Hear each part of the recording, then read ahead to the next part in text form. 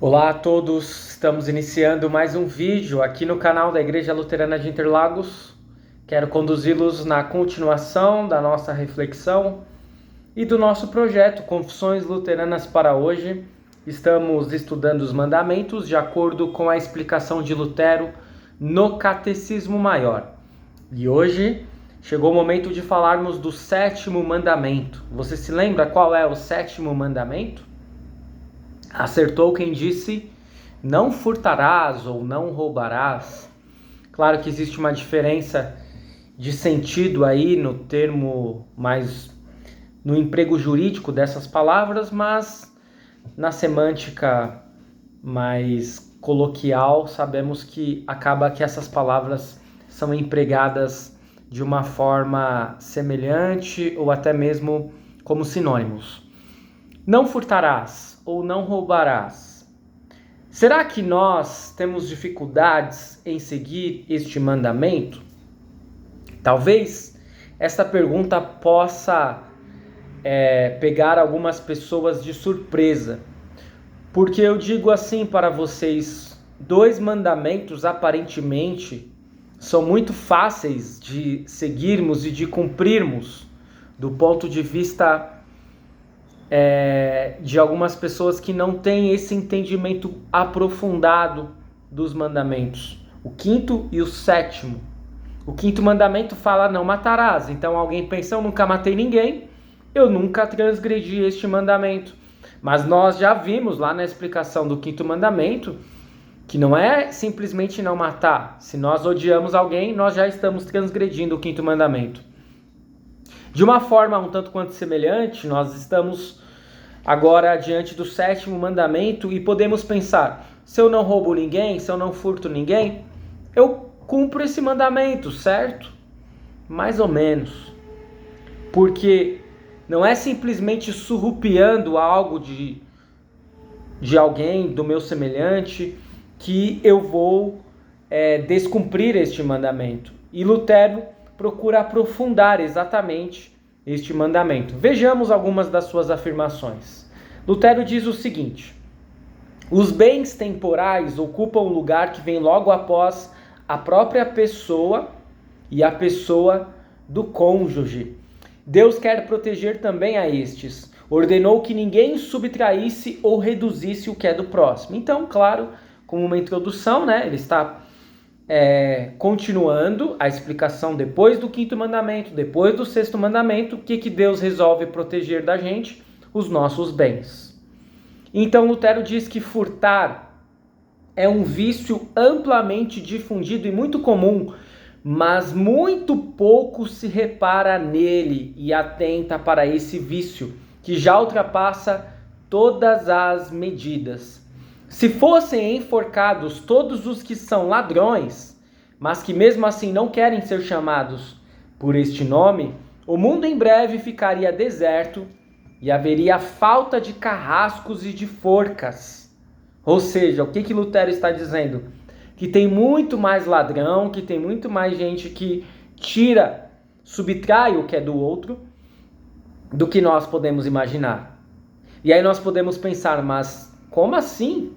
Faltariam carrascos, faltariam forcas, talvez trazendo para a nossa linguagem de hoje, faltariam prisões para prender tantos ladrões. É mesmo? Será? Vejamos o que Lutero diz na sequência.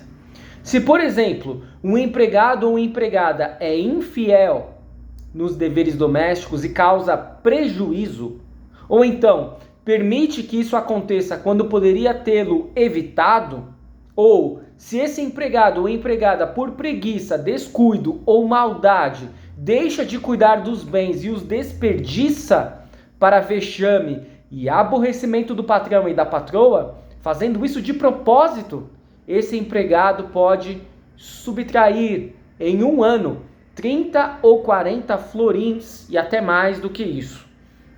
Florins, que era a moeda da época lá, utilizada no século XVI na Alemanha. E agora você percebe como que é muito mais profundo do que podemos imaginar? Um empregado, uma empregada que não se doa, que não presta o serviço que deveria prestar, acaba muitas vezes trazendo um malefício ao seu patrão e até mesmo prejuízo. E por isso, o que está fazendo em relação ao seu patrão? Subtraindo algo que pertence a ele. Na sequência, Lutero diz: digo mesmo a respeito de artesãos, operários e trabalhadores diaristas. Trabalhador diarista é aquele que trabalhava pelo salário de um único dia, que procedem arbitrariamente e aos quais nunca basta o que já sabem em matéria de tirar o couro de alguém, sendo ainda relaxados e infiéis no trabalho. Todos esses são muito piores do que os gatunos que agem às escondidas, contra os quais podemos nos defender com fechadura e ferrolho, ou se os apanhamos, tratar com eles de modo tal que não venham a repetir o ato. Quer dizer, Lutero ainda está dizendo que esse tipo de subtração consegue ser pior do que aqueles que são descaradamente ladrões. Porque contra os ladrões nós procuramos nos proteger com fechaduras, com ferrolhos, e nós procuramos nos proteger com portões, com grades, com vigilância, enfim. Mas e contra esses que aparentemente não são ladrões, mas são?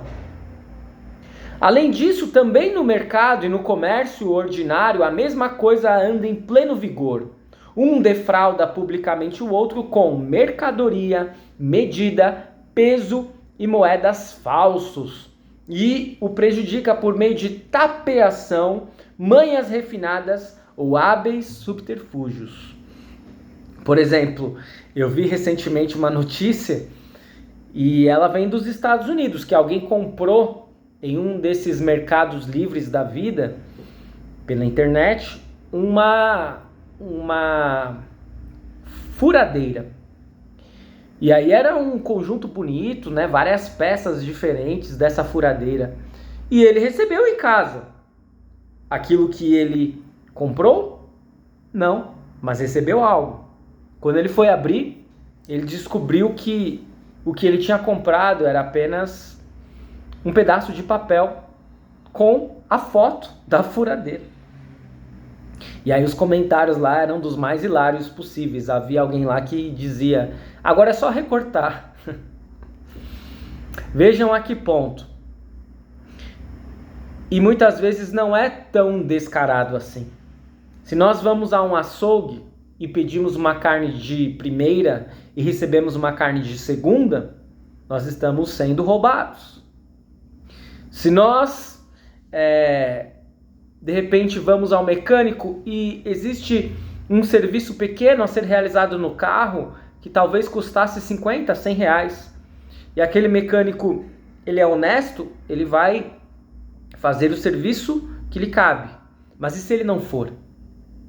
Ele vai cobrar horrores, ele vai querer prestar vários serviços desnecessários no seu carro, e talvez seu carro volte da mecânica pior do que entrou, e você com uma conta enorme a pagar.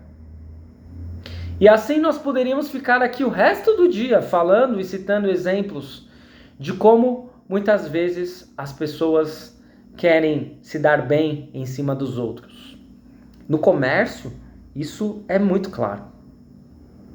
E onde ficaria o cabeça e protetor supremo de todos os ladrões, vai dizer Lutero? A Santa Sé, em Roma, com todos os seus seguidores, que por meio de furto se apropriou dos bens de todo mundo e os mantém em seu poder até o dia de hoje. Já pensou? Lutero não aliviava.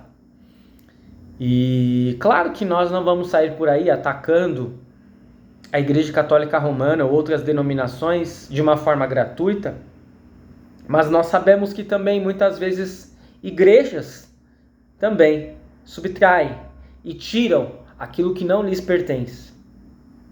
Agora, quem despreza isso de propósito pode até escapar do carrasco, mas da ira e do castigo de Deus ele não escapará. E ainda que siga por muito tempo em seu desafio e soberba, não passará de vagabundo e mendigo E além disso, terá de sofrer todo tipo de praga e desgraça. Lutero, ele às vezes falava palavras muito duras e às vezes até xingamentos. E ele vai dizer então, se você quer entrar nessa vida de gatuno, você até pode obter relativo sucesso. Você até consegue eventualmente não ser pego. Mas Deus está vendo tudo. Da justiça de Deus não é possível escapar. Penúltima frase. A experiência mostra e vemos que se cumpre sempre de novo diante dos nossos olhos, que nenhum bem furtado ou adquirido de forma desonesta prospera. Quanta gente fica ciscando e ajuntando dia e noite, e apesar disso não enriquece em um só centavo que seja, e ainda que ajunte muito, tem de passar por tantas misérias e infortúnios que não pode usufruir disso com alegria, nem repassá-lo em herança aos filhos. É algo que acontece muito cotidianamente.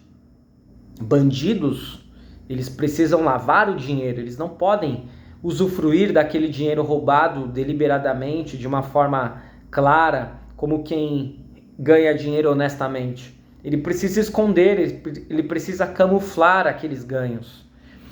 Portanto, não é uma vida assim tão simples como você pode imaginar. Por último, Lutero diz: já exortamos, advertimos e prevenimos o bastante. Quem não o quiser levar em consideração e crer, este que siga o seu caminho, até aprender por conta própria. Mas é preciso incutir isso nos jovens para que se acautelem e não sigam a velha e desenfreada multidão. Porém, mantenham diante dos olhos o mandamento de Deus, a fim de não sobrevir também a eles a ira e o castigo de Deus. A contumaz preocupação de Lutero com os jovens, para que fosse incutido nos jovens que tirar algo de alguém, isso nunca é vantagem. É sempre um pecado contra Deus, é sempre algo contra o nosso próximo. Que você possa refletir nestas palavras. Talvez você esteja pecando contra o 7º mandamento.